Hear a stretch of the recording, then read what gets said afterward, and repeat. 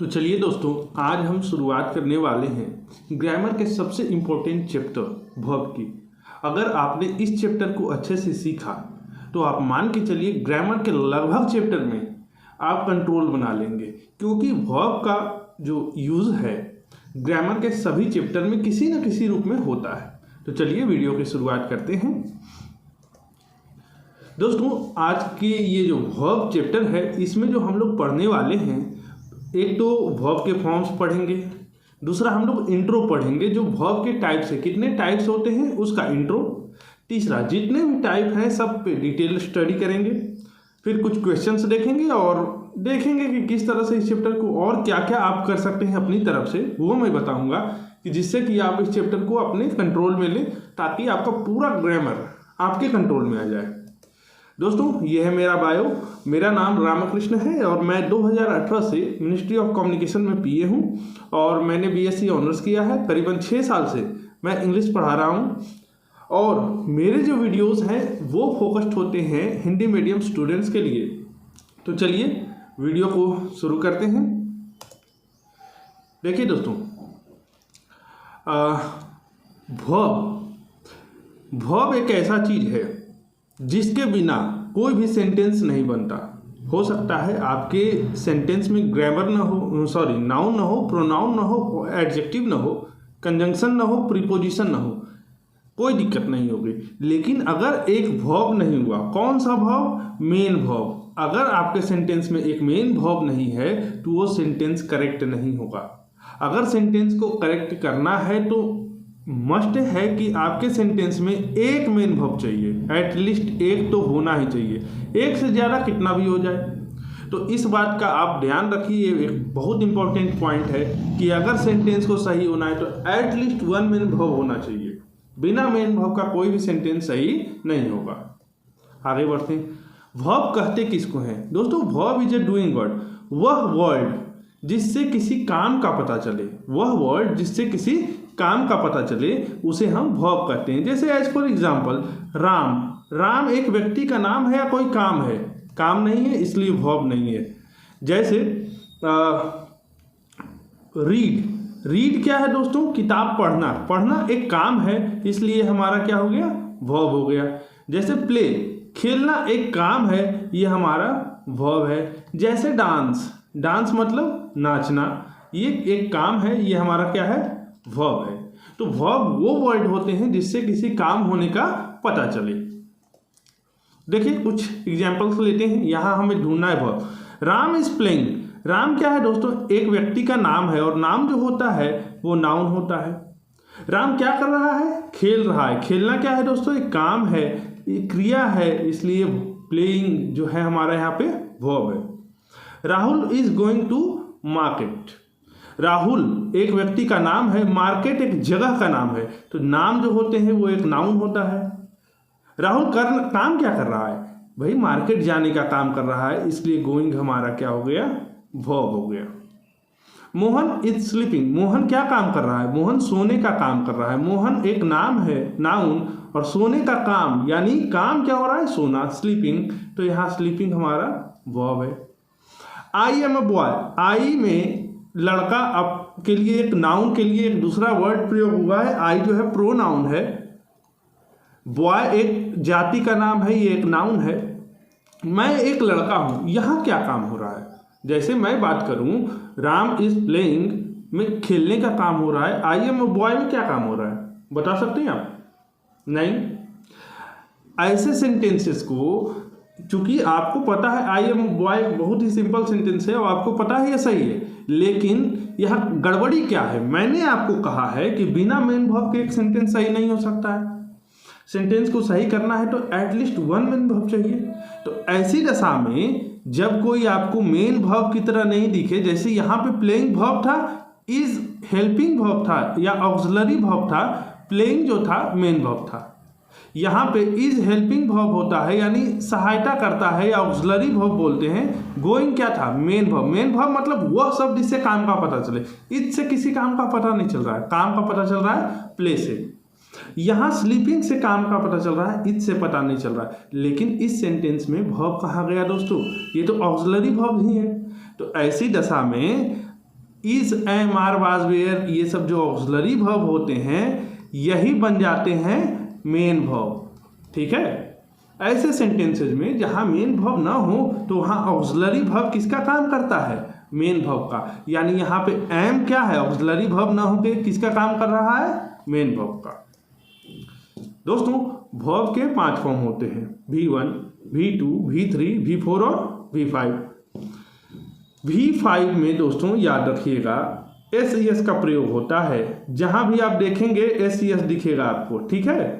वहीं V4 में ING का प्रयोग आवश्यक होता है, V5 में S या ES का। वहीं V1 SES नहीं लेता है, V2 और V3 अलग तरीके से चेंज होते हैं, ये मैं अभी बताता हूँ आपको। जैसे गो जो है दोस्तों, गो का मतलब होता है जाना। 5 रूप गो, वेंट, गॉन, गोइंग, गोज, क्या पांचों रूप डिफरेंट हैं? हाँ। जैसे डू मतलब किसी कार्य को करना, इसके 5 रूप डू, डिड, डन, डूइंग, डस, क्या पांचों रूप डिफरेंट हैं? हाँ। प्ले, प्ले मतलब खेलना, क्या पांचों रूप इसके डिफरेंट हैं? हाँ। नहीं। यहाँ पे V2 देखिए दोस्तों, यहाँ जो हमारा V2 है वो ध्यान से अगर आप देखेंगे तो प्लेड है और V3 भी प्लेड है। क्या इसके पांचों रूप डिफरेंट हैं? नहीं। 3 जो फॉर्म है वो डिफरेंट है, लेकिन 2 फॉर्म जो है एक जैसा। अब मैं किसी सेंटेंस को आपको बोलूं, जैसे आई हैव प्लेड क्रिकेट, ठीक है। अब मैं पूछूं ये प्लेड कौन सा फॉर्म है, V2 है या V3? तो कंफ्यूजन आएगा। क्यों? क्योंकि प्लेड V2 भी होता है, प्लेड V3 भी होता है। ऐसी दशा में कंफ्यूजन आएगा।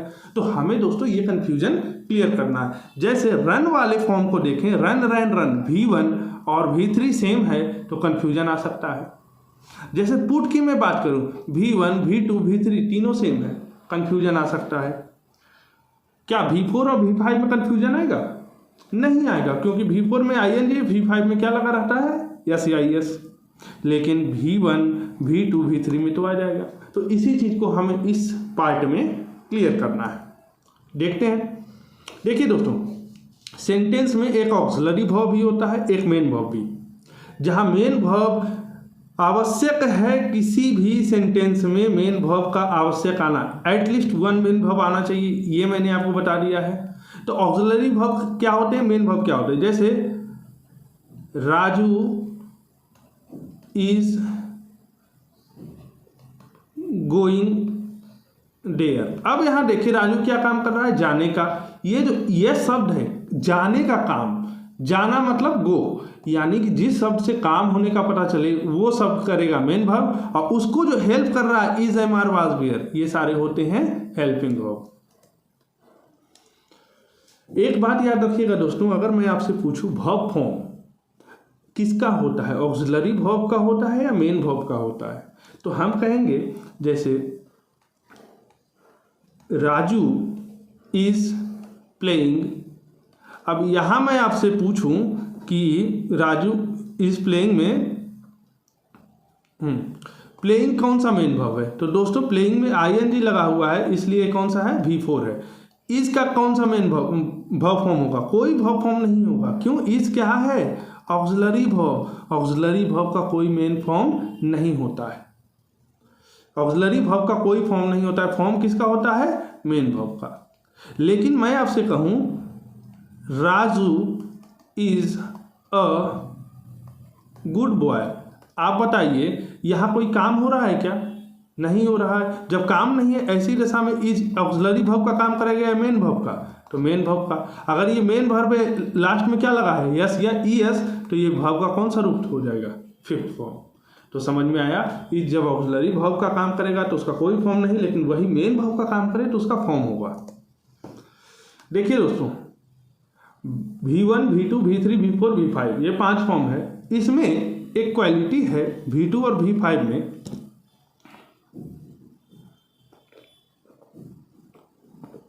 V2 और V5 बिना ऑक्सिलरी वर्ब के प्रयोग होते हैं। बिना ऑक्सिलरी वर्ब के प्रयोग होते हैं। जैसे I did not went there, अब आप बताइए वेंट वर्ब का कौन सा रूप है? गो, वेंट, गॉन। वेंट जो है सेकेंड रूप है, और हमने क्या कोई ऑक्सिलरी वर्ब लिया है पहले? हाँ, डिड। डिड यहाँ पे क्या है? ऑक्सिलरी वर्ब है। अब सवाल ये आता है कि ये कौन सा रूप है? दूसरा। और दूसरा पांचवा जो होता है ऑक्सिलरी वर्ब लेता है या नहीं लेता है? नहीं लेता है, ठीक है ना, ऑक्सिलरी वर्ब नहीं लेता है। तो ऐसे कंडीशन में डिड जो होगा, डिड के साथ ये सेंटेंस वेंट आया है तो ये सेंटेंस क्या हो जाएगा? गलत। क्यों गलत होगा? क्योंकि कभी भी V2 ऑक्सिलरी वर्ब नहीं लेता है। उसी प्रकार V5 भी ऑक्सिलरी वर्ब नहीं लेगा। जैसे आई वेंट देयर, यहाँ पे सेंटेंस सही है। क्यों सही है? क्योंकि V2 बिना ऑक्सिलरी वर्ब के आया है। अगर इसके साथ कोई ऑक्सिलरी वर्ब होता तो सेंटेंस क्या हो जाता? गलत। वहीं V3 और V5 की प्रॉपर्टी क्या है कि वो हमेशा हमेशा उनके साथ एक ऑक्सिलरी वर्ब चाहिए। V3 और V4 सेंटेंस में आए हैं तो उनके साथ एक ऑक्सिलरी वर्ब आवश्यक चाहिए। अब मैं आपको कुछ सेंटेंसेस देता हूँ, जैसे आई प्लेड क्रिकेट और आई हैव प्लेड क्रिकेट। अब मुझे आप बताएं कि भाई ये प्लेड कौन सा रूप है वर्ब का, ये प्लेड कौन सा रूप है? तो प्लेड का दूसरा रूप भी प्लेड होता है, प्लेड का तीसरा फॉर्म भी प्लेड होता है। अब आप कहेंगे अगर ये दूसरा फॉर्म है तो बिना ऑक्सिलरी वर्ब के आएगा, तो बिना ऑक्सिलरी वर्ब के आया है मतलब ये कौन सा रूप होना चाहिए? दूसरा, क्योंकि दूसरा क्या होता है? बिना ऑक्सिलरी वर्ब के। ये प्लेड एक ऑक्सिलरी वर्ब लेके आया है। कौन लेके आया है ऑक्सिलरी वर्ब? हैव है साथ में, इसलिए इसके साथ ऑक्सिलरी वर्ब होने के कारण ये वर्ब का कौन सा रूप होगा? तीसरा। इस चीज का ध्यान रखिएगा कि वर्ब का जो थर्ड और फोर्थ फॉर्म होता है ऑलवेज एक ऑक्सिलरी वर्ब के साथ आएगा, जबकि सेकेंड और फिफ्थ बिना ऑक्सिलरी वर्ब के। फर्स्ट वाला फॉर्म एक ऐसा फॉर्म है जो ऑक्सिलरी वर्ब के साथ भी आ सकता है और बिना ऑक्सिलरी वर्ब के भी, ठीक है ना। एक तो बिना ऑक्सिलरी वर्ब के आएगा, एक ऑक्सिलरी वर्ब के साथ आएगा। ये फर्स्ट फॉर्म की क्वालिटी होती है। देखिए दोस्तों, अब वर्ब फॉर्म में आपके 5 फॉर्म है। अब देखते हैं कि फॉर्म चेंज किस तरह से किया जाता है। जैसे कुछ फॉर्म ऐसे होते हैं जिसके 5 फॉर्म अलग होते हैं, जैसे go, go, went, gone, going, goes, 5 form अलग है। डू मतलब कार्य को करना, 5 अलग है। लेकिन प्ले, प्ले, प्लेड, प्लेड। अब बताइए ये V3 वाला प्लेड आया होगा सेंटेंस में तो कैसे पहचानेंगे? इस तरह से अगर V3 वाला है तो इसके साथ में एक ऑक्सिलरी वर्ब होगा जुड़ा हुआ, लेकिन ये वाला प्लेड V2 वाला प्लेड आएगा तो बिना ऑक्सिलरी वर्ब के आएगा, इसके साथ कोई भी ऑक्सिलरी वर्ब नहीं आएगा। जैसे रन, रैन, रन, इसमें तो दूसरे और तीसरे में पहचानना आसान है क्योंकि तीसरा रन होगा और तीसरा जब रन आया होगा तो ऑक्सिलरी वर्ब के साथ, और रैन आएगा दूसरा वाला तो बिना ऑक्सिलरी वर्ब के। इसी प्रकार पुट एक वर्ब फॉर्म होता है दोस्तों जिसका तीनों फॉर्म सेम होता है। पुट, पुट और पुट, तीनों फॉर्म क्या होता है दोस्तों? सेम। पुट, पुट और पुट। चौथा कास्ट मतलब किसी चीज को ढालना, कास्ट, कास्ट, कास्ट, तीनों सेम होगा। जैसे कॉस्ट मतलब किसी मूल्य करना, कॉस्ट, कॉस्ट, कॉस्ट, दाम लगना। लेकिन अगर मैं बात करूं ब्रॉडकास्ट की, ब्रॉडकास्ट, तो आप बताइए दोस्तों ब्रॉड अगर कास्ट में हम एक वर्ड जोड़ दें, देखिए जैसे डू का फॉर्म बताइए, डू, डिड, डन है, एक एग्जांपल ले रहा हूं। तो अगर मैं ओवर डू अगर कहीं बोल दूं ओवर डू, तो ओवर डू का मतलब क्या हुआ? डू में हमने एक वर्ड जोड़ा है आगे, यानी प्रीफिक्स जोड़ा है। वो क्या शब्द जोड़ा है? ओवर। तो इससे वर्ब फॉर्म पे कोई चेंज नहीं पड़ेगा। वर्ब जो चेंज होगा वो डू के अनुसार होगा। Over do, over did, over done, ठीक है ना। इससे वर्ब फॉर्म को कोई चेंज नहीं होता है, यानी कि कोई प्रीफिक्स लगा देने से मेन वर्ब के अनुसार जो बाद वाला जो वर्ब है उसी से वर्ब चेंज होगा। यानी अगर कास्ट था तो ब्रॉड लगा देने से कोई चेंज नहीं होगा। Broadcast, broadcast, broadcast. ब्रॉडकास्ट क्या करते हैं दोस्तों? रेडियो जो होता है ब्रॉडकास्ट होता है। जैसे टेली लगा दे, टेलीकास्ट, टेलीकास्ट, टेलीकास्ट मतलब प्रसारण। टेलीविज़न पे जो प्रसारण होता है उसको टेलीकास्ट करते हैं, और रेडियो पे जो होता है उसको ब्रॉडकास्ट। सुबह सुबह आपको मौसम का विज्ञान का पता चलता है तो उसे बोलते हैं पूर्वानुमान यानी फोरकास्ट, वेदर फोरकास्ट। तो उसके फॉर्म भी सेम चलेंगे। क्यों? क्योंकि टेली फोर ब्रॉड लगा देने से कोई चेंज नहीं होगा। चेंज जहां वर्ब करेगा ये कास्ट के अनुसार ही करेगा। ये सब बेसिक कंसेप्ट है दोस्तों जो आपको सीखनी है, समझनी है। अब देखते हैं वर्ब फॉर्म से हम सेंटेंस के टेंस को पहचान सकते हैं कि किस टेंस का है। टेंस का मतलब याद रखिए दोस्तों, टेंस जो होता है एक ऐसा वर्ड है जिसका रिलेशन वर्ब फॉर्म से है। टेंस का मतलब ये वर्ब का स्ट्रक्चर या फॉर्म, वर्ब फॉर्म से बात करता है, यानी वर्ब फॉर्म को सही प्रयोग करना ही टेंस है। ठीक है, वर्ब फॉर्म का सही तरीके से प्रयोग किए जाने को ही हम लोग कहते हैं कि वही टेंस है। जैसे अगर सेंटेंस में V5 लगा है तो ये कहेगा सेंटेंस जो है प्रेजेंट है, यानी सेंटेंस किस समय का है, वर्तमान समय का। वहीं V2 लगा है यानी सेंटेंस कहेगा ये किस टाइम का है, पास्ट है, मतलब ये भूतकाल का है यानी बीते हुए समय का। जैसे राजू प्लेज क्रिकेट और बाद में है राजू प्लेड क्रिकेट। दो सेंटेंस देखते हैं दोस्तों, दोनों में फर्क क्या है? ये V5 है, ये V2 है। ये कहेगा राजू क्रिकेट खेलता है, अभी भी वह इस काम को करता है। लेकिन राजू प्लेड क्रिकेट का मतलब होता है राजू क्रिकेट खेलता था। क्यों? क्योंकि यहाँ वर्ब का दूसरा रूप लगा है, और दूसरा रूप कहेगा ये जो काम हो रहा है वो प्रेजेंट में ना होके पास्ट में हो रहा है। लेकिन ऊपर वाला कहेगा अभी भी ये काम जो है होता है। आगे देखते हैं। V1 जो है दोस्तों प्रेजेंट भी बता सकता है, पास्ट भी और फ्यूचर भी। V1 जो है प्रेजेंट, पास्ट, फ्यूचर तीनों बता सकता है। अगर याद रखिएगा, अगर V1 जो है ये एक तो बिना ऑक्सिलरी वर्ब के आएगा, एक ऑक्सिलरी वर्ब के साथ आएगा, एक तो ऑक्सिलरी वर्ब साथ लेके आएगा, एक तो ऐसे ही अकेले आ जाएगा। तो अकेले जब आएगा तो कहेगा सेंटेंस क्या है, प्रेजेंट में है। सेंटेंस क्या है, प्रेजेंट में है।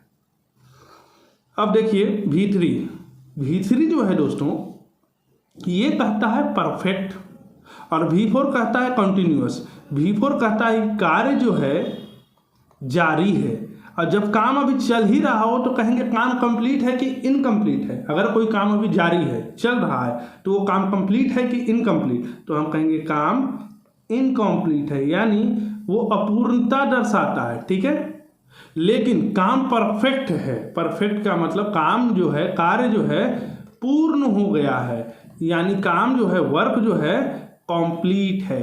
ठीक है ना, ये V3 परफेक्ट बताता है। कैसे परफेक्ट बताएगा? हमेशा याद रखिएगा हैज, हैव, हैड वाले के साथ V3 आएगा तभी परफेक्ट बताएगा। ये एक रूल। खैर ये अभी आगे आना है ये सब चीज़ें। जैसे देखते हैं आई हैव प्लेड क्रिकेट और आई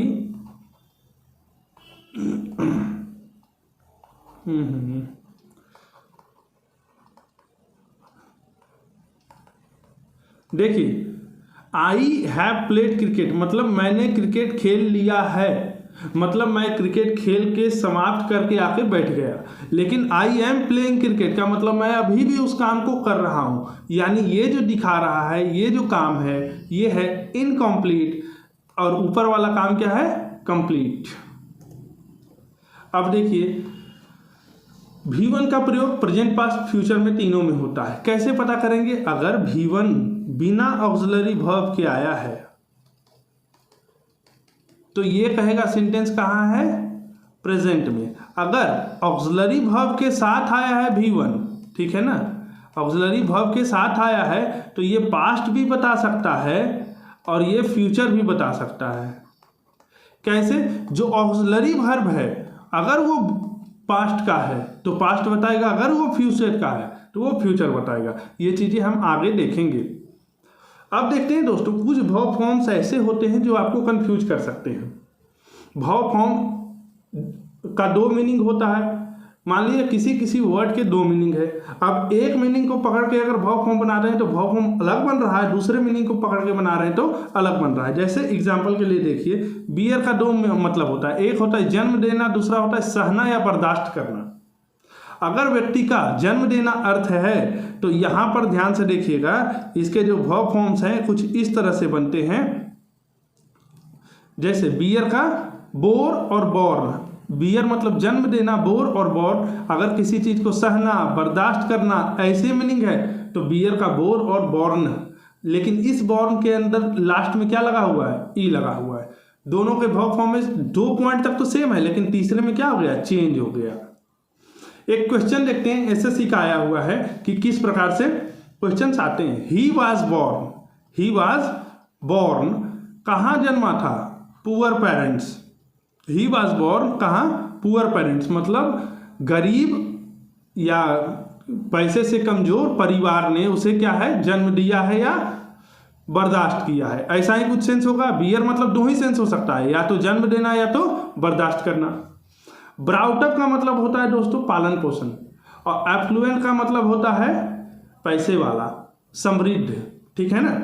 अब देखो, कोई व्यक्ति है, ही है जिसका बॉर्न हुआ है, बॉर्न कहाँ हुआ है? गरीब परिवार में। ठीक है, लेकिन लालन पालन, ब्राउटअप मतलब होता है पालन पोषण। ठीक है ना, पालन पोषण। पालन पोषण कहाँ हुआ है उसका?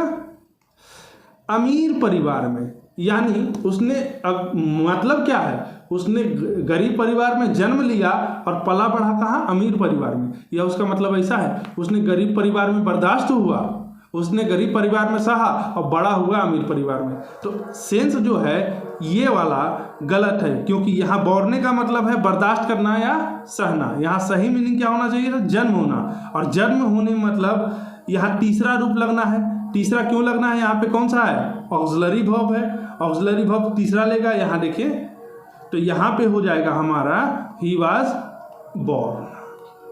ठीक है। जैसे विद का एक मतलब जो होता है दोस्तों, विद के 2 मीनिंग है। ठीक है, विद के 2 मीनिंग है। एक मीनिंग जो है प्रयास करना, विद का मतलब प्रयास करना, कोशिश करना, तो विद विद विद। लेकिन विद का एक और मतलब होता है, इसका मतलब होता है अभिवादन करना। जैसे गुड मॉर्निंग, गुड इवनिंग, ये सब जो बोलते हैं ना, वो अभिवादन है, गुड बाय। तो विद, बेड, बिडेन, कुछ इस तरह से। तो इसके वर्ब फॉर्म B2 जो होता है BADE और B3 बिडेन। अब सेंटेंस कह रहा है कि he has bid me good morning, उसने मुझे गुड मॉर्निंग बोला। तो गुड मॉर्निंग बोलना अभिवादन है या प्रयास? गुड मॉर्निंग बोलना अभिवादन है या प्रयास? अभिवादन है। तो ऐसे कंडीशन में हैज़ लगा है, ऑक्सिलरी वर्ब है, तो ऑक्सिलरी वर्ब के बाद V2 आना चाहिए, V3। ऑब्वियसली V3 आएगा, क्योंकि V2 जो है बिना ऑक्सिलरी वर्ब के आता है, V3 ऑक्सिलरी वर्ब के साथ। यहाँ एक ऑक्सिलरी वर्ब आया है, तो यहाँ पे बीड की जगह बिडेन होना चाहिए। ठीक है। आगे देखिए, फॉल, फॉल के 2 मीनिंग होते हैं। फॉल के 2 मीनिंग होते हैं। पहला, फॉल का मतलब होता है गिरना, और एक फेल का मतलब होता है गिराना। देखो, एक होता है फॉल, एक होता है फेल। जब इसका अर्थ है फॉल मतलब ये वाला मतलब, इसका मतलब है कोई चीज़ जब स्वयं गिर जाए, स्वयं गिर जाए तो है फॉल। फेल मतलब होता है गिराना, फेल मतलब होता है गिराना किसी के द्वारा। फॉल मतलब गिरना, फेल मतलब गिराना किसी के द्वारा। तो इसमें क्या है कि जब फॉल है, खुद गिर रहा है, तो इसके V2 जो हैं फेल और V3 फॉलन। जबकि किसी के द्वारा गिराया जाए, इसका वर्ब फॉर्म होगा फेल्ड, फेल्ड। स्पेलिंग आपने देख लिया। अब देखो, road is blocked, road is blocked किसके द्वारा? ट्री के द्वारा। मतलब रास्ता जो है पेड़ के कारण जो है बंद कर दी हो गया है, जिसे विच ट्री जो है, ट्री को क्या किया गया? Was fallen by, was fallen by किसके द्वारा? Thieves last night. यानी समझ में ये आ रहा है कि एक रोड है जिसे ब्लॉक किया गया, कैसे? पेड़ से। फेल है मतलब गिरना या गिराना, किसके द्वारा? चोर के। मतलब सेंटेंस अब समझ में आ गया कि भाई चोर ने क्या किया है, रात को पेड़ काट के गिरा दिया और रास्ते को ब्लॉक कर दिया। कहने का सेंस यही है, यानी ये चीज जो है खुद गिरी है, गिराई गई है, चोरों के द्वारा गिराई गई है। तो जब गिराया जाना है तो नीचे वाला सेंस लेंगे फेल, और इसका जो वर्ब फॉर्म होगा फेल, फेल्ड और फेल्ड होना चाहिए। तो फॉलन की जगह क्या होना चाहिए? Was failed. अच्छा, ये V2 है या V3 होगा? साथ में एक ऑक्सिलरी वर्ब है, इसलिए ये जो फेल्ड है ये हमारा कौन सा है? V3 है। फील, फील का मतलब होता है महसूस करना, और एक है फिल, फिल का मतलब होता है भर देना किसी चीज को। जैसे फिल इन द ब्लैंक्स मतलब खाली स्थान को भरिए, तो उस कंडीशन में ये जो फील होता है ये वाला होता है, फील वाला। लेकिन फील, मेरे प्यार को तुम महसूस करो, तो ये जो फील है FEEL वाला होगा, फील। ठीक है ना, क्योंकि फील जब हो जाएगा आपको तो कुछ दिन बाद वो महिला ईल बन जाएगी, आपको करंट मार देगी। ठीक है ना। तो आगे देखिए, तो boy field sorry for abusing his friend, मतलब एक लड़का है जिसने अब्यूज मतलब गाली देना, किसे दिया है? दोस्त को। अब दोस्त को गाली दिया तो उसे क्या लगा? बुरा लगा। फील सॉरी का मतलब बुरा लगना है। ठीक है, और सॉरी बोलना एक अलग चीज़ है, फील सॉरी मतलब बुरा लगना। अब उसे बुरा महसूस हुआ, इसने बुरा भर दिया, अपने दोस्त को गाली दिया। तो मैं अपने दोस्त को गाली दूँ तो मुझे मेरे अंदर क्या होगा? गिल्टी फील होगा। कौन सा फील? गिल्टी से महसूस होता है, या गिल्टी भर जाएगा ऊपर तक, एकदम भर भर के गिरने लगेगा, 4-4 बाल्टी में अपनी गिल्ट को छानेंगे, ऐसा तो है नहीं भाई। गिल्ट महसूस करना होता है, तो महसूस करना मतलब क्या? फील। तो यहाँ पे क्या होना चाहिए था? अब फेल्ट लगाना है। अब कौन सा लगाएंगे? फेल्ट ये वाला या ये वाला? तो हम देखेंगे ऑक्सिलरी वर्ब सेंटेंस में नहीं आया है ना, मतलब V2 लगाना है। V2 कौन सा वाला? फेल्ट। तो दोनों तो सेम ही है, लेकिन ये जो फेल्ट बिना ऑक्सिलरी वर्ब के है तो वो कौन सा कहलाएगा? V2 कहलाएगा। आगे का देखिए, फाइंड, फाउंड, फाउंड। अगर किसी चीज को पाया जाता है, हम रास्ते पे चल रहे हैं, मुझे एक कलम मिली तो मैंने कलम को पाया, फाइंड उसका V2 फाउंड और V3 फाउंड। लेकिन मैंने एक मकान बनवाया, बिल्डिंग बनवाया, मैंने एक नया देश की स्थापना कर दी, ठीक है ना, तो ये होता है फाउंड। V1 ही फाउंड है, V2 होता है फाउंडेड, V3 होता है फाउंडेड। अब सेंटेंस को देखिए, एक यूनिवर्सिटी है जो 1950 में 1950 में कुछ हुई है, जब इंडिया क्या था? डिपेंडेंट था, सेल्फ इंडिपेंडेंट नहीं था। अब समझिए 1950 में एक यूनिवर्सिटी को पाया गया होगा या उसकी स्थापना की गई, तो क्या है? वाज फाउंड नहीं, वाज फाउंडेड होना चाहिए। यूनिवर्सिटी की स्थापना की जाती है, ठीक है। हाँ, आगे देखते हैं, फ्लाई, फ्लू, फ्लोन। मतलब फ्लाई का मतलब जो होता है उड़ना, फ्लाई का मतलब होता है उड़ना, तो फ्लाई, फ्लू, फ्लोन। और फ्लो का मतलब होता है बहना, ठीक है ना, फ्लो का मतलब बहना। माफ करना दोस्त, गलती से इधर उधर निकल जाता हूँ, मतलब फ्लो फ्लो में निकल जाता है। तो वो जो फ्लो है बहना, तो फ्लो का जब मतलब बहना होता है फ्लो, फ्लोड और फ्लोड। और फ्लाई मतलब उड़ना, मतलब फ्लाई, फ्लू, फ्लोन। SSC का ही आया हुआ सवाल है, देखिए। ड्यूरिंग रेनी सीजन्स, मतलब रेनी मतलब बरसात का मौसम, बरसात के मौसम में क्या हुआ? मेनी रिवर मतलब बहुत सारी नदियां हैं, और बैंक मतलब क्या होता है? किनारा। बहुत सारी नदियां जो हैं किनारे से क्या होती हैं? उड़ जाती हैं या ऊपर बहने लगती हैं, बहना। और ओवरफ्लो मतलब ऊपर बहना, फ्लो मतलब बहना, ओवरफ्लो मतलब ऊपर बहना। अच्छा एक बात बताओ, अगर ओवरफ्लो आए तो भाव किससे चेंज होगा? फ्लो से या ओवर से? ऑब्वियसली फ्लो से होगा, क्योंकि हमने पहले ही बता दिया है कि ओवर लगे, अंडर लगे, इससे कोई फर्क नहीं पड़ता, प्रीफिक्स से नहीं, जो मेन वर्ब होता है उससे वर्ब फॉर्म चेक करेंगे। तो देखिए, बरसात के मौसम में बहुत सारी नदियां बहने लगेंगी या उड़ने लगेंगी। आपने बचपन में खेल खेलते थे हम लोग, क्या है कि चिड़िया उड़, कौवा उड़, गधा उड़, तो ये वाला। तो अब देखिए SSC तो इतना महान है कि उसने नदी को भी उड़ा दिया, नदी को भी कहा नदी उड़। भाई आपको तो समझना है ना, वो आपको बुड़बक बना रही है, मत समझिए ऐसा। वो क्या है कि नदी उड़ती नहीं, नदी अपने बैंक के ऊपर क्या हो रही है, बह रही है। बहना का मतलब क्या, फ्लो, तो फ्लोड और फ्लोड होना चाहिए। तो यहाँ पे ओवरफ्लो की जगह क्या होना चाहिए, ओवरफ्लोड होना चाहिए। ठीक है, आगे देखिए कंफ्यूजिंग वर्ब फॉर्म का अगला पार्ट, ग्रिंड मतलब होता है पीसना। ग्रिंड का मतलब होता है पीसना। आपने मिक्सर ग्राइंडर देखा होगा ना, तो वो पीसने वाला होता है। अब इसके दूसरा रूप ग्राउंड और ग्राउंड। एक ग्राउंड होता है वर्ब, इसका मतलब होता है जमीन पर उतार देना, जमीन पर उतारना, तो इसका मतलब ग्राउंडेड। अब देखिए प्लेन है, प्लेन, द प्लेन मतलब हवाई जहाज की बात हो रही है। Was ground by enemy forces मतलब दुश्मन सेना के द्वारा किसी जहाज को क्या किया गया, पीस दिया गया। ऐसा थोड़ी होगा, अरे दुश्मन सेना पागल थोड़ी है, उसको कब्जा करके अपने पास रखेगी, उड़ेगी उस पर। यानी दुश्मन सेना ने क्या किया, जहाज को जमीन पे उतरवा दिया। जमीन पे उतारना का मतलब ग्राउंड। अब यहाँ देखो वास मतलब ऑक्सिलरी वर्ब लगा है, तो दूसरा फॉर्म लगेगा या तीसरा लगेगा, ऑब्वियसली तीसरा लगेगा, क्योंकि ऑक्सिलरी वर्ब के साथ हमेशा तीसरा आता है, दूसरा नहीं होता है। तो वाज ग्राउंड की जगह क्या होना चाहिए था, वाज ग्राउंडेड। अगला वर्ब हम देखते हैं, जैसे हैंग का मतलब होता है किसी वस्तु को अगर हम लटकाते हैं ना तो उसे बोलते हैं हैंग, और किसी को फांसी देते हैं तो उसे बोलते हैं हैंग्ड।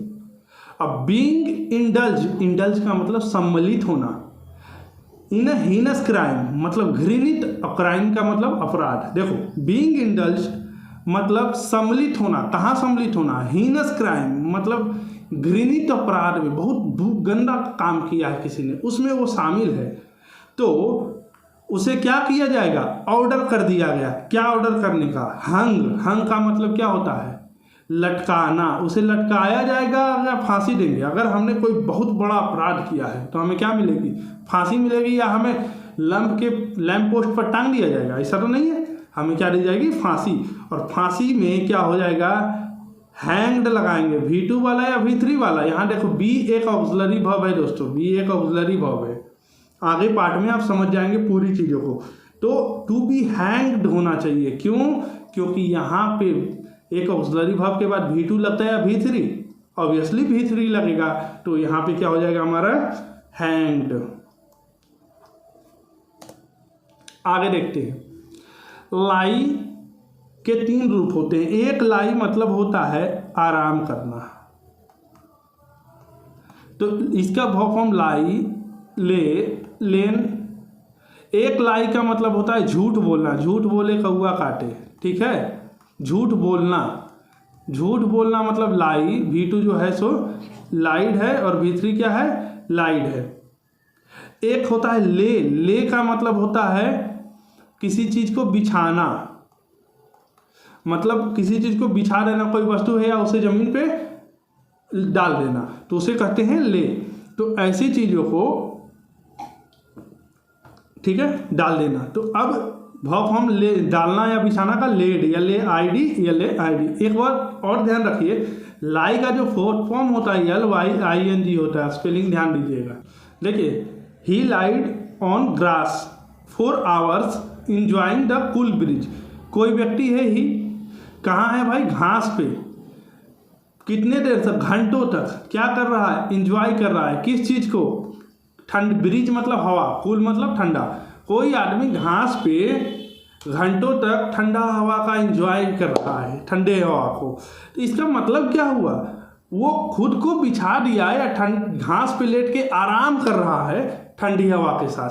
आपको क्या लगता है, तो यहाँ पे जो सेंस बन रहा है वो कह रहा है कि अगर कोई आदमी घास पे है, घंटों तक हवा चल रही है, तो वहाँ क्या कर रहा होगा, आराम कर रहा होगा। और ये लाइट जो देखेंगे, LID, लाइट मतलब तो झूठ बोलना, यानी वो घास पे लेट के झूठ बोल रहा है, नहीं भाई, वो घास पे लेट के आराम कर रहा है। कॉमन सेंस ये कहता है। तो आराम करने में वर्ब का दूसरा फॉर्म यहाँ प्रयोग हुआ है, तो दूसरा उठाएंगे तो क्या होगा, लाइट का ले होगा, इसलिए कौन वाला, आराम करने वाले का दूसरा उठाना है, यानी ये हो जाएगा ले। आगे देखिए, ही ले हिज लगेज असाइड। कोई लगेज है मतलब बोरिया बिस्तर, साइड मतलब किनारे, और ले डाउन ले डाउन किस लिए, रेस्ट करने के लिए, वाइल मतलब थोड़ी देर। अब कोई व्यक्ति है ही, उसने बोरिया बिस्तर को किनारे रख के डाउन मतलब नीचे रेस्ट करने लगा थोड़ी देर के लिए, तो रेस्ट करना मतलब ले डाउन। अब चेक करो, लाई ले जो है V2 है, यानी वो आराम कर रहा है, तो V2 वाला ले यहाँ तो ठीक है, लेकिन जो जमीन पे बिछाना है, तो ये भी एक बात हमेशा याद रखिएगा, अगर सेंटेंस पास्ट में है तो लगभग सारे क्लाउजेज पास्ट में होते हैं अंटिल कोई स्पेशल वर्ड ना आए। तो यहाँ देखिए, ये अगर V2 है, V2 मतलब पास्ट में, तो ये भी याद रखिएगा V2 होगा, यानी ये क्या होगा, पास्ट में जाएगा। V2 है तो V2 ही होगा सारा, अंटिल कोई स्पेशल वर्ड ना आए। देखते हैं, जैसे ही ले हिज लगेज असाइड, मतलब अपने लगेज को कोई क्या करेगा, आराम करवाएगा या बिछा देगा, या ऐसे ही डाल दिया जमीन पे, यानी लगेज को ये दूसरा वाला आराम ना करवा के उसे क्या करेगा, बिछाएगा। तो बिछाना का दूसरा क्या होता है, लेड, तो याद रखिएगा यहाँ पे हो जाएगा लेड। ठीक है, आगे एक होता है राइज, राइज का मतलब होता है बढ़ना। ठीक है, एक होता है रेज, रेज का मतलब बढ़ाना। जैसे बढ़ता क्या है, मान लीजिए किसी की हाइट है, कोई व्यक्ति, मेरी हाइट स्वयं बढ़ेगी या इसे हम जानबूझ के बढ़ा रहे हैं, स्वयं बढ़ेगी। जैसे कोई पेड़ है, उसकी हाइट स्वयं बढ़ेगी, लेकिन महंगाई है, महंगाई स्वयं बढ़ती है। महंगाई कैसे बढ़ती है वो समझिए, महंगाई जो है पूरे देश में सारे सामानों के दाम के हिसाब से बनता है। अगर मोबाइल का दाम हमने बढ़ा दिया तो क्या हो जाएगा, हमने मोबाइल का दाम बढ़ाया और इससे महंगाई स्वयं बढ़ गई। हमने पेट्रोल के दाम को बढ़ाते हैं जानबूझ के, पेट्रोल का दाम बढ़ाते हैं, लेकिन महंगाई खुद बढ़ जाती है, क्योंकि पेट्रोल के दाम बढ़ाने की वजह से सारी चीज़ों के दाम बढ़ गए, और जब सारी चीज़ों के दाम बढ़ गए तो महंगाई ऑटोमेटिक बढ़ गई। तो याद रखिएगा, महंगाई जैसी चीज़ें क्या है, स्वयं बढ़ती हैं। ठीक है, अब देखिए, ही वाज सो इनक्विजिटिव, इनक्विजिटिव का मतलब होता है उत्सुक, कोई चीज़ जानने के लिए कोई आदमी ललायत है, उसको बोलते हैं उत्सुक। तो he was so inquisitive that he rose many questions in the class. एक बढ़ाना या उठाना ऐसा भी समझिए, कोई आदमी उत्सुक है तो प्रश्न खुद क्लास में उठेगा कि भाई उसके मुंह से अपने आप निकल गया, सर हम प्रश्न हैं, हम आपको आ रहे हैं, या वो लड़का उसको पूछेगा, आगे बढ़ाएगा प्रश्न को। तो ऑब्वियसली अगर कोई लड़का है तो वही पूछेगा प्रश्न को, तो प्रश्न को पूछना यहाँ पे हो जाएगा रेज। लेकिन यहाँ देखिए वाज लगा है, वाज क्या है, पास्ट है, तो पास्ट है मतलब हर जगह क्या लगना चाहिए, V2 लगना चाहिए। सेंटेंस वाज है, पास्ट है, तो V2 लगना चाहिए। तो ऐसे कंडीशन में हमें प्रयोग करना पड़ेगा रेज्ड का। ये भी हमारा रेज्ड है, लेकिन ये रेज्ड कौन सा है, V2 वाला या V3 वाला है, ऑब्वियसली V2 वाला है, क्योंकि सेंटेंस क्या है, पास्ट का। कंफ्यूजिंग वर्ब फॉर्म में अगला जो है विंड और वुंड। विंड का मतलब होता है चाबी देना किसी चीज़ को, ठीक है ना, चाबी, जैसे खिलौना है, खिलौने में आप चाबी देते हैं तो ये होता है विंड, और चाबी ऐड रहे हैं उसको विंड का वाउंड और वाउंड होता है। लेकिन अगर कोई चीज़ घायल होना या घाव लग जाना तो उसे कहते हैं वुंड, WOUND, वुंड। घायल होने को वुंड कहते हैं और चाबी रखने को वाउंड। लेकिन स्पेलिंग लगभग क्या है दोनों का, यहाँ देखिए, इसका स्पेलिंग और इसका स्पेलिंग दोनों क्या है, सेम है, लेकिन मीनिंग दोनों का क्या है, चेंज है। आगे देखते हैं, many people were wound in a fierce gun battle. Gun battle मतलब गोलीबारी, फियर्स मतलब भयानक, मेनी पीपल मतलब बहुत सारे लोग, बहुत सारे लोग भयानक गोलीबारी में क्या हो गए होंगे, घायल हो गए होंगे या चाबी ऐठ रहे होंगे, भाई घायल हो गए होंगे। तो घायल हो गए होंगे मतलब क्या, वेयर वुंड। लेकिन यहाँ पे वुंडेड होना चाहिए, क्योंकि घायल होना में V2 क्या है, वुंडेड, V3 क्या है, विंडेड, और यहाँ क्या है, ऑक्सिलरी वर्ब है ना, तो V2 या V3 में कौन चुनेंगे, ऑब्वियसली V3 चुनेंगे, क्योंकि V3 क्या होता है, ऑक्सिलरी वर्ब के साथ आता है। तो वुंड की जगह क्या होना चाहिए, वुंडेड। अब कुछ सवाल और देखते हैं। ये दोस्तों होमोफोन्स है, मतलब एक जैसे आवाज़ निकलता है, अबेट अबेट, दोनों का आवाज़ लगभग सेम निकलता है, बस स्पेलिंग में फर्क होता है। आगे देखिए, इसमें ये जो ऊपर वाला अबेट है दोस्तों, इसका मतलब होता है कम होना। कोई चीज़ धीरे धीरे जब कम होती है ना तो उसको कहते हैं अबेट। और अबेट का मतलब होता है उकसाना, किसी व्यक्ति को इंस्टिगेट करना, उकसाना किसी गलत काम के लिए। आगे देखिए, डोंट वरी, चिंता मत करो, कोई प्रॉब्लम है जो धीरे धीरे, विल बी कमिंग डेज, यानी प्रॉब्लम आने वाले दिनों में क्या हो जाएगी, कम जाएगी या उकसाएगी।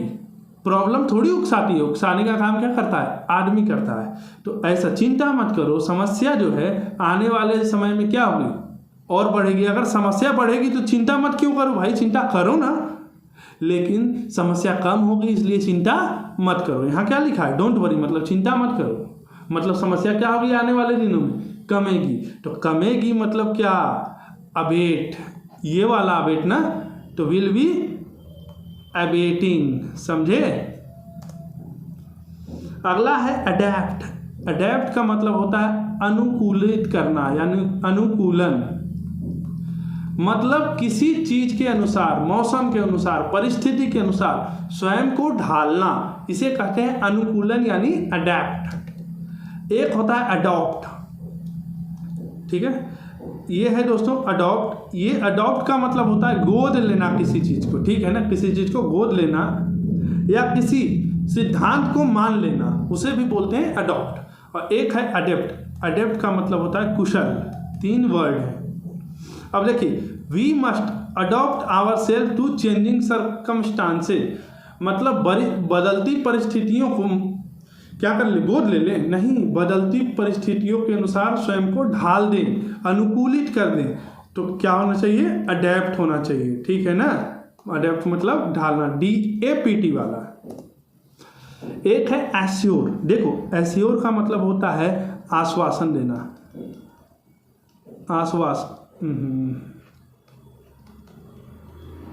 आश्वासन का मतलब क्या है, कोई दोस्त है, कोई फैमिली मेंबर है, परेशानी में है, तो हम उसको कह रहे तुम चिंता मत करो, हमारे जिंदा रहते तुमको कोई परेशानी नहीं आने देंगे, ये होता है आश्वासन।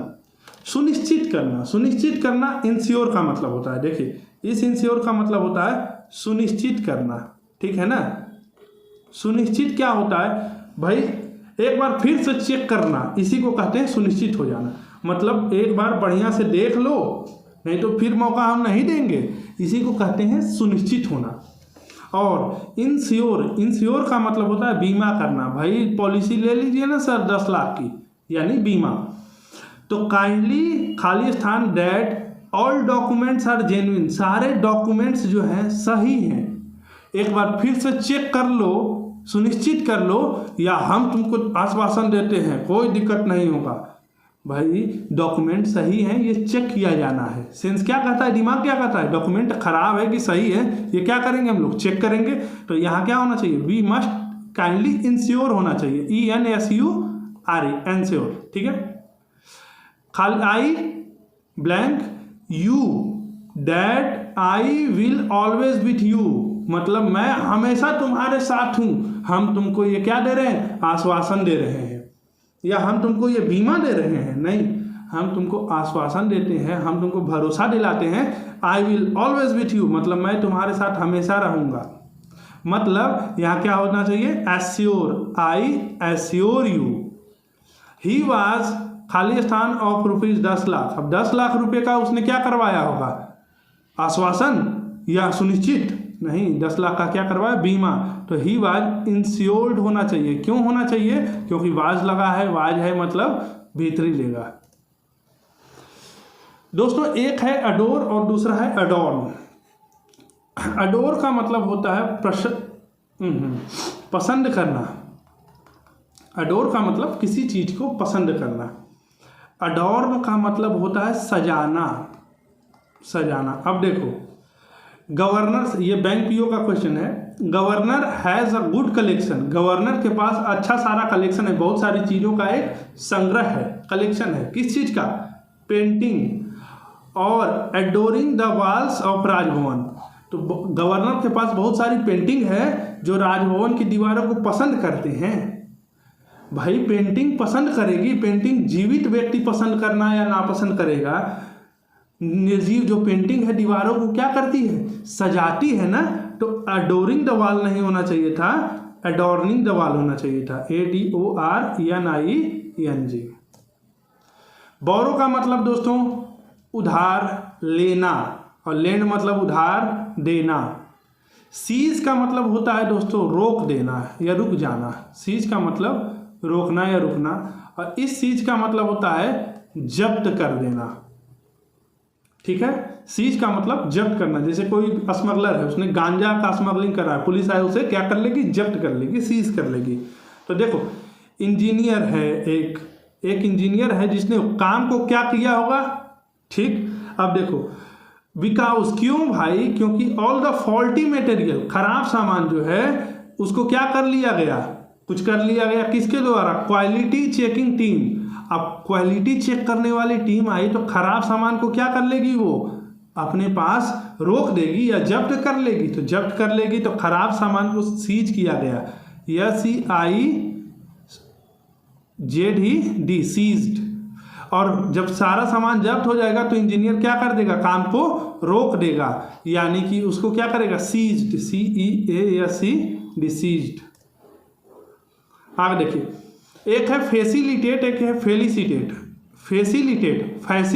फैसिलिटी अगर आपको मिलती है तो आपका काम क्या होता है, आसान होता है, यानी कि किसी काम को आसान बनाना, तो फैसिलिटेट। और फेलिसिटेट स्पेलिंग देखिएगा, इसका मतलब होता है किसी का स्वागत करना, किसी का धूमधाम से स्वागत करना, अभिवादन करना, फेलिसिटेट।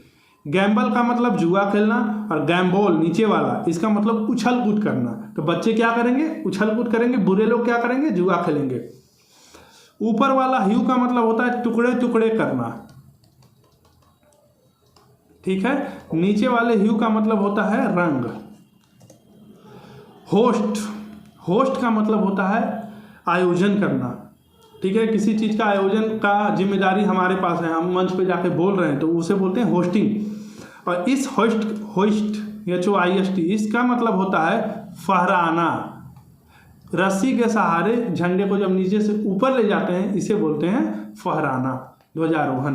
तो देखिए, on Republic day the tricolour, Republic day मतलब गणतंत्र दिवस पर तिरंगे को क्या किया गया, प्रिंसिपल ने क्या किया होगा, फहराया होगा या जो भी किया होगा।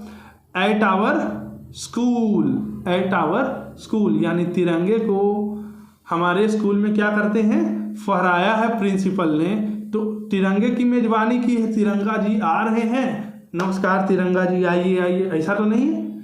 ये होता है होस्ट, तिरंगे को सम्मान के साथ फहराया जाता है। फहराना मतलब नीचे से ऊपर ले जाना, तो ये हो जाएगा होस्ट। तो वाज के बाद होइस्टेड। ED क्यों लगाया, क्योंकि यहाँ वाज एक ऑक्सिलरी वर्ब है, इसलिए हमको देना चाहिए तीसरा फॉर्म। पैन हैंडल का मतलब होता है दोस्तों भीख मांगना। मैन हैंडल का मतलब क्या होता है, झगड़ा करना।